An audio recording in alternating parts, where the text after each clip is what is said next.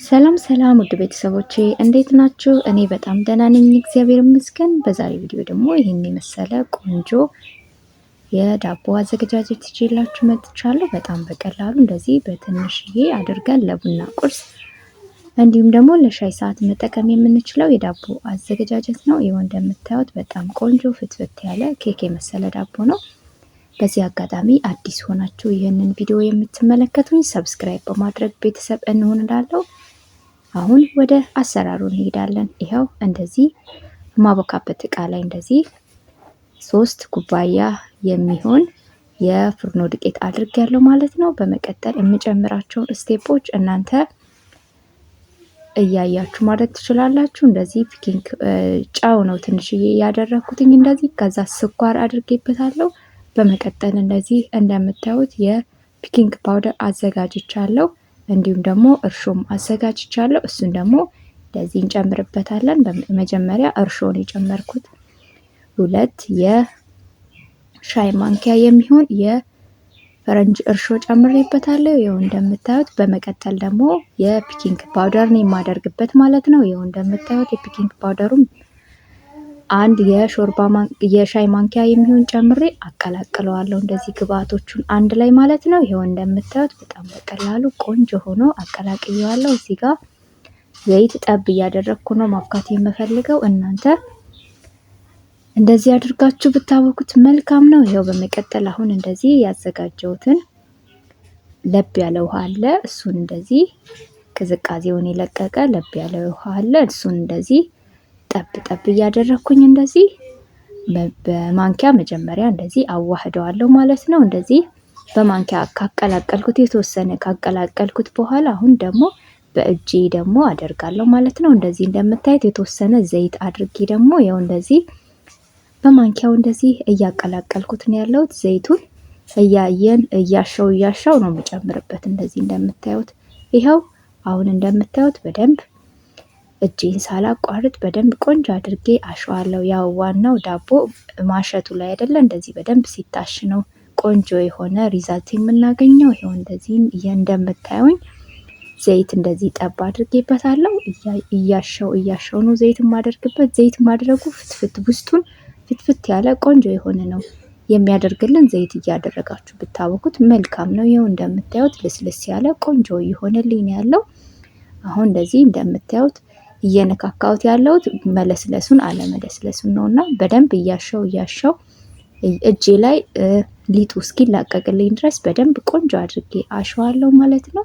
እስካሁን እየተመለከታችሁኝ ከሆነ ደግሞ ላይክ አትርሱ። የእናንተ ላይክ ቪዲዮቼን ለሌሎች እንዲደርሱልኝ ያደርጋልና ላይክ አትርሱ። ይሄው እንደምታዩት በደንብ ቆንጆ ሆኖ እየታሸልኝ ነው። ያው ከእጄ ላይም ሊጡ እንደዚህ እየተላቀቀ ነው ማለት ነው። በደንብ ቆንጆ አድርጌ እያሸሁት ነው ያለሁት። ያው ለእናንተ ቪዲዮ ላለማስረዘም ያህል ነው እንጂ ጊዜ ሰጥቼ በደንብ አድርጌ ነው ያሸሁትኝ።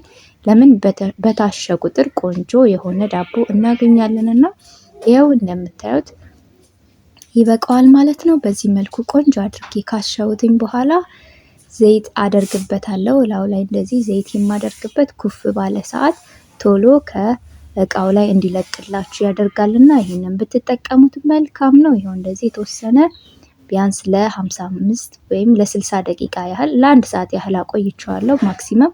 ይሄው እንደዚህ በደንብ ቆንጆ ሆኖ ኩፍ ብሎልኛል። እንደምታዩት አሪፍ ነው የሆነው ማለት ነው። አሁን ደግሞ እንደምታዩት መጋገሪያ እቃዬ ላይ ደግሞ ዘይት አድርጌያለሁ። አሁን ያቦካሁትን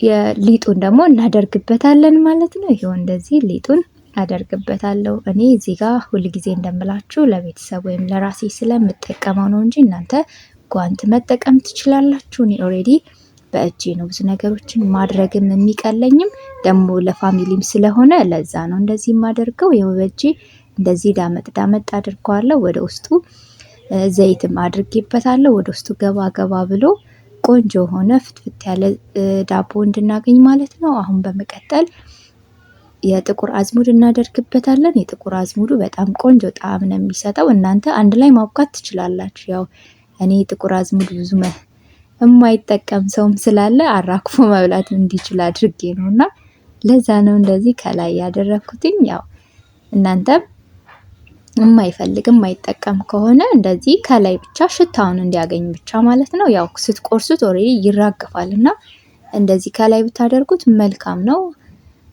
የሚፈልግ ሰው ደግሞ ካለ ከውስጥ አድርጋችሁ ማብኳት ትችላላችሁ። ያው እዚህ ጋር ዘይት አድርጌበታለሁ። አሁን ከድኜ አቆየዋለሁ ማለት ነው። ኩፍ እስኪልልኝ ይኸው እንደምታዩት ቆንጆ ሆኖ ኩፍ ብሎልኛል ማለት ነው። አሁን መጋገሪያ እቃዬ ላይ መጋገሪያ ውስጥ ጨምረውና ደግሞ በ180 ዲግሪ ለ45 ደቂቃ ያህል ነው ያበሰልኩትኝ። ይኸው እንደዚህ እንደምታዩት ቆንጆ ሆኖ ብስል ብሎልኛል። ከረሩ ራሱ በጣም ነው የሚያምረው። ይኸው ይሄንን የመሰለ ቆንጆ ዳቦ አግኝቻለሁ ማለት ነው።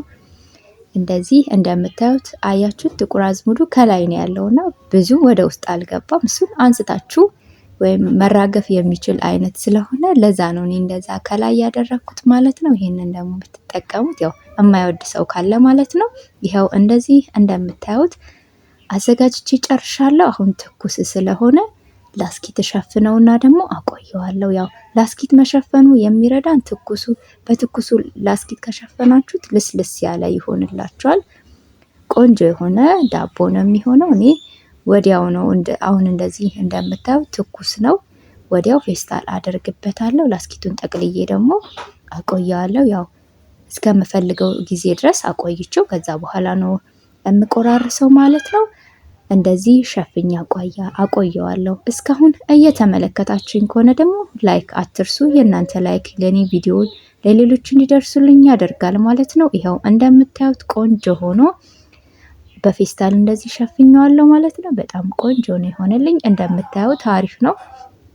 አሁን የማደርገው ከተወሰነ ሰዓታት በኋላ እንደዚህ እንደምታዩት ፌስታሉን አነሳለትና በምፈልገው መልኩ እቆርሰዋለሁ ማለት ነው። ይሄው እንደምታዩት ቆንጆ ፍትፍት ያለ የሚያምር ኬክ የመሰለ ዳቦ ሆኖልኛል ማለት ነው። ይሄንን በቀላሉ እንደዚህ በቤታችን ሰርተን ማዘጋጀት እንችላለን ማለት ነው። ይሄው እንደዚህ እየቆረጥኩት ነው ያለሁት።